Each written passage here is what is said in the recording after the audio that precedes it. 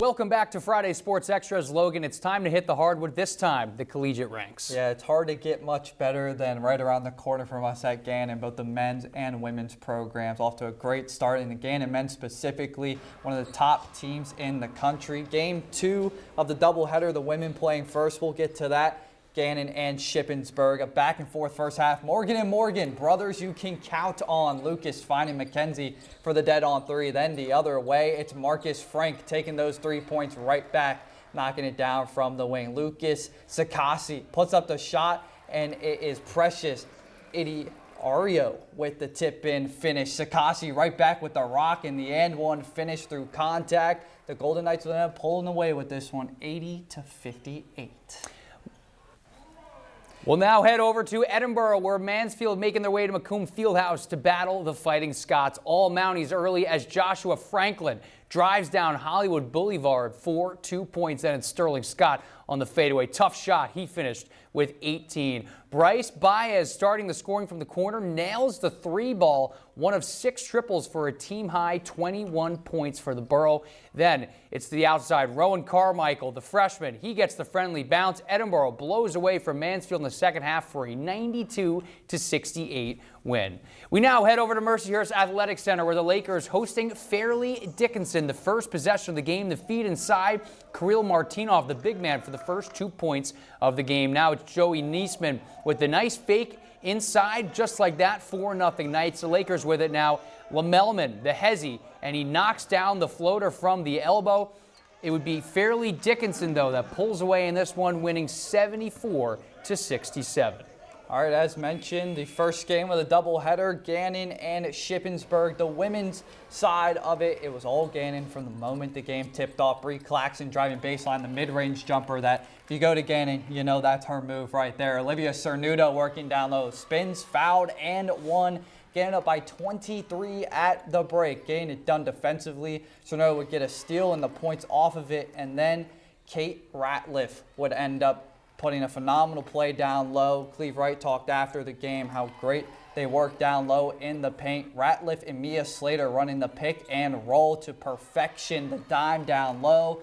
And Golden Knights rolling on over the Raiders, 62-28 for Cleve Wright's 400th career win as Gannon's head honcho. To be able to be at a place and be able to have the opportunity to be involved with the program and win 400, it's really a special place. I love Gannon. It is home. He's built such a reputation, and he's just such a good person. So you always want to play under a person like that. First thing he came in when we cheered him on about the 400 wins was he gave it to us.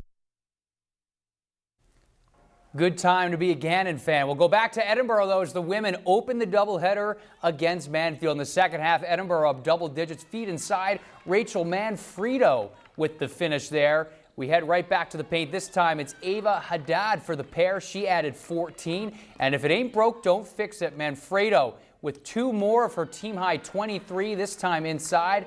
Right back to Manfredo. If it ain't broke, don't fix it. Once again, to the rack off the left side. She had 11 boards for the double-double. Ava Haddad from her office, the right block, 28 points from the paint for the Fighting Scots. We finish off with the Fairview product. Hope Garrity, 2 of her 15 points. Edinburgh rolls to a 70-52 win. Yeah, that's what we were trying to go for, is like the high-low look with me and Ava in there. We had some good looks, but also our guards, they could have went themselves too. They were being really generous with us. You never know what to expect coming out of a 7-day break. I think we had great mental focus. Coming into the game, we really wanted to focus on the little details of the game. Focus on our identity and make sure that defensively we were sharp. We'll now go back to the Mercyhurst Athletic Center, where the Lady Lakers hosting the FDU Knights. First the game of the doubleheader. In the second half, a nice move here by Lena Waltz to get 2 points inside. Good to have her back in the lineup. A little while later, it's Rebecca Osayowosu working in the post for 2 of her game-high 17 points.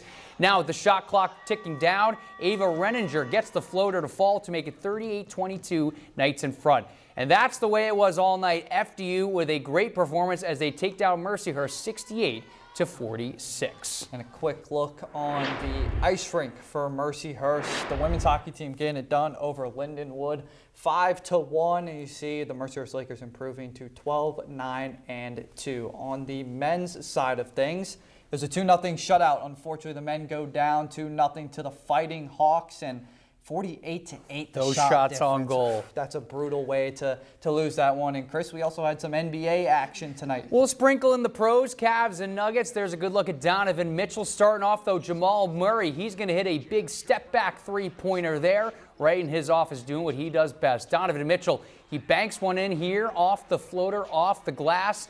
The Nuggets are going to turn the ball over, and there he is. Donovan Mitchell throws it down with authority. The spark for the Cavs' comeback win, 113-108.